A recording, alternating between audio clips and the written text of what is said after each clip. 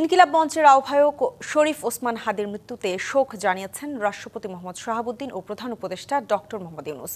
রাতে জাতির উদ্দেশ্যে দেয়া ভাষণে ডক্টর মোহাম্মদ ইউনূস সবাইকে শান্ত থেকে হাদির ত্যাগ ও আদর্শকে শক্তিতে রূপান্তরিত করার আহ্বান জানান। বলেন, হাদি হত্যায় জড়িত সবাইকে বিচারের আওতায় আনা হবে। এছাড়াও হাদির পরিবারের দায়িত্ব সরকার নেবে বলে আশ্বাস দেন তিনি।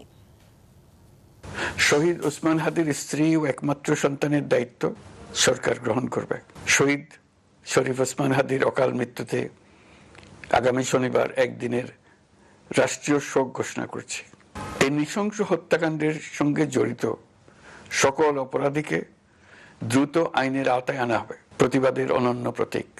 তার কর্মের মধ্য দিয়ে তিনি শুধু প্রতিবাদ নয়, দেশপ্রেম, ধৈর্য ও দৃঢ়তার অনন্য দৃষ্টান্ত রেখে গেছেন। আমি দেশের সকল নাগরিকের প্রতি আন্তরিক আহ্বান জানাচ্ছি, আপনারা ধৈর্য ও সংযম বজায় রাখুন।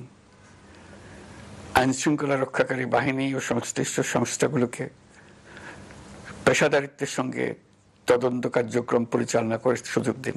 এই শোকের মুহূর্তে আসুন আমরা শহীদ শরীফ ওসমান হাদির আদর্শ ও ত্যাগকে শক্তিতে পরিণত করি।